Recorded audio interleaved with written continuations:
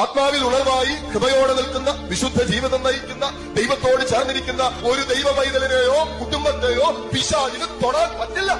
ഒരു മന്ത്രവാദത്തിനും ഒരു കൂടോത്രത്തിനും നിങ്ങൾക്കെതിരെ ചെയ്തുകൊണ്ടിരിക്കുന്ന ഒരു തിന്മയ്ക്കും നിങ്ങളുടെ ഭവനത്തിനെതിരെ പ്രബലപ്പെടാൻ പറ്റില്ല.